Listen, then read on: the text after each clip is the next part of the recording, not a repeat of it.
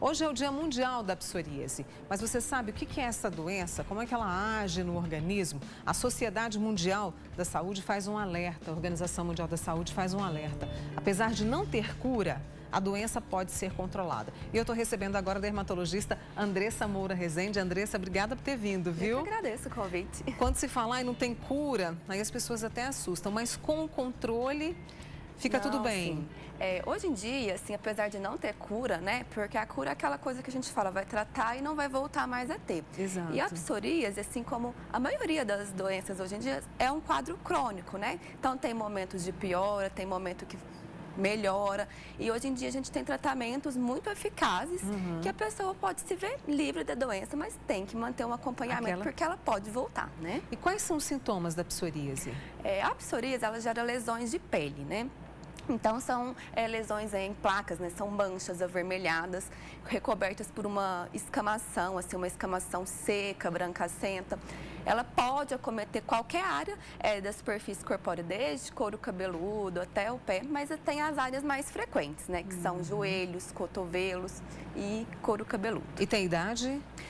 Não tem uma idade preferencial. Na infância é um pouquinho mais rara, mas pode acometer qualquer idade. A gente separou o material de mitos e verdades sobre a psoríase, Bacana. né? E a gente vai conversando aqui com a Andressa. Se você tiver uma pergunta, pode mandar pelo 99897.000. Vamos dar uma olhadinha nesses mitos e verdades sobre a doença? Mitos e verdades sobre a psoríase. Olha, o estresse é causa da doença? É falso, não é isso?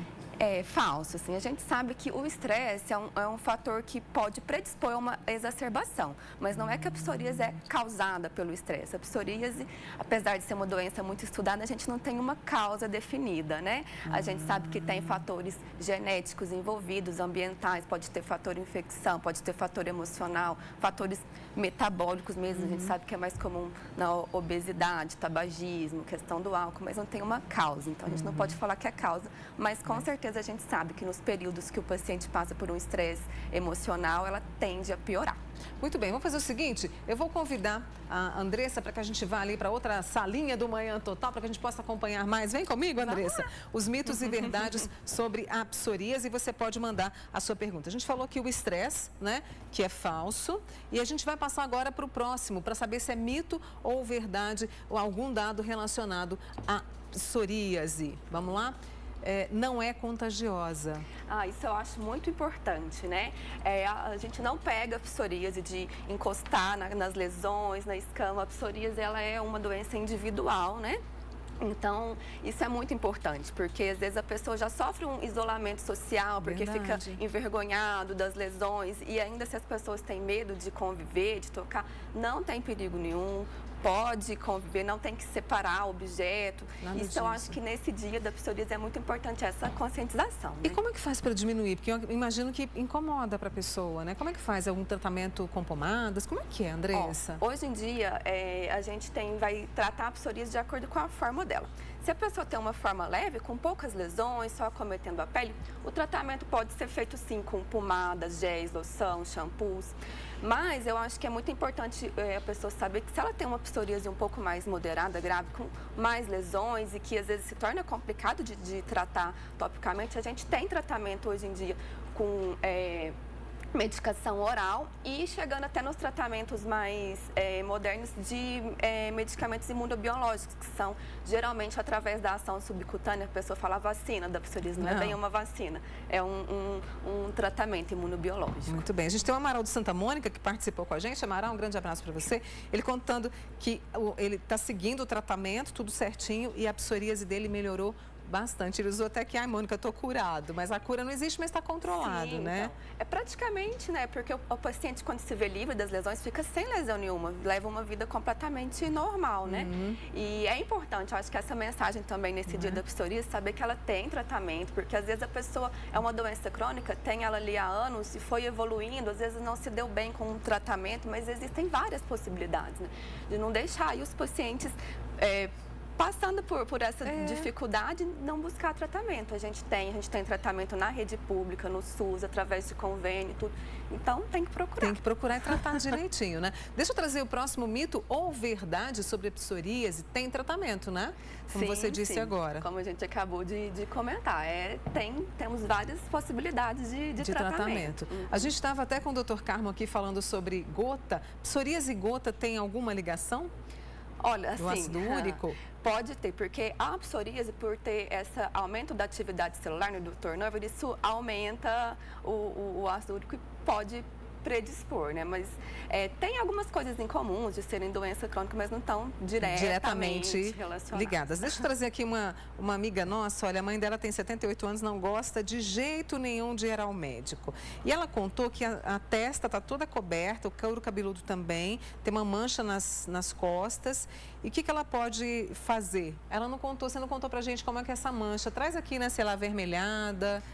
Sim, assim, a psoríase tem alguns diagnósticos diferenciais. Pelo quadro pode, a psoríase é extremamente frequente, né? Mas a gente tem que diferenciar, né? Porque existem outras doenças dermatológicas, como micoses, dermatites, que pode parecer. Então, o diagnóstico é clínico, não tem um exame laboratorial, mas tem que procurar um médico dermatologista que facilmente vai dar o diagnóstico e, de acordo com a forma, vai passar o tratamento mais adequado. Conversa com a sua mãe direitinho aí, né? Isso.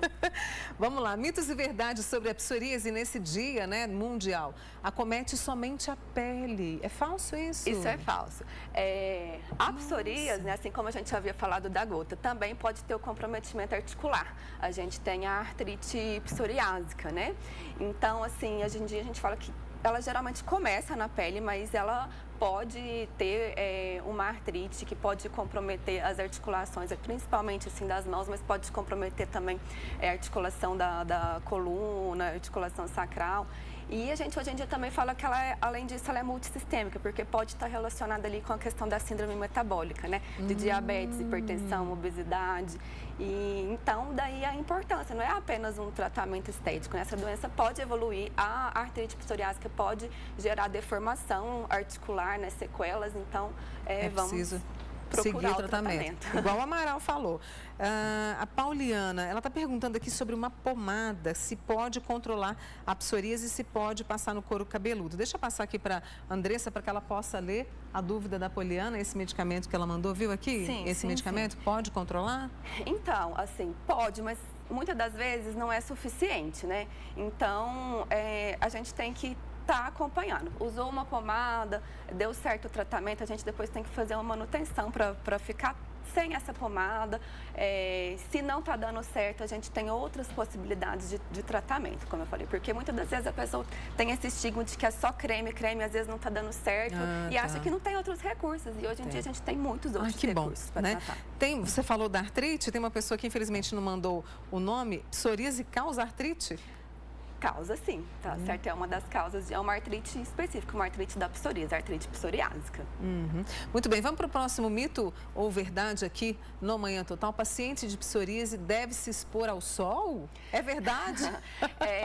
A radiação, né, tem um espectro da radiação que tem uma ação anti-inflamatória na pele, né? Então pode ser benéfica, sim, mas é uma exposição controlada, né? A gente não indica de fazer uma exposição abusiva do sol, mas as lesões de psoríase respondem, tanto que na fase do verão às vezes tende a estar mais controlada, no inverno pode exacerbar. E casos mais leves, muitas vezes a gente trata com exposição solar, medicações, mas assim já não vai ser suficiente para um quadro mais moderado ou grave. Inclusive, dos tratamentos que a gente tem para esses casos é a fototerapia, né, que é um tratamento que envolve um banho de luz, assim, né, que então a gente sabe que a radiação tem esse efeito benéfico mesmo, mas assim, de forma controlada. A Neide está perguntando, olha, Mônica, eu tenho essa mancha, deixa eu mostrar aqui para a doutora Andressa, e é uma mancha que ela diz que incomoda bastante, né, que não vai embora de jeito nenhum, e ela está perguntando se dá psoríase. Agora deixa eu até mostrar para a turma aqui, vamos ver, o Rodriguinho, se dá para mostrar. É psoríase? Pode ser a psoríase, essa mancha? pelo aspecto aí, não está típico da psoríase, não. Está com o aspecto mais exatamente de um eczema, de uma dermatite aí. Por isso que é importante a avaliação. Nem toda mancha avermelhada vai ser a psoríase. Às vezes ela coça, às vezes não. E uma mancha avermelhada que coça tem grande possibilidade de ser outra coisa.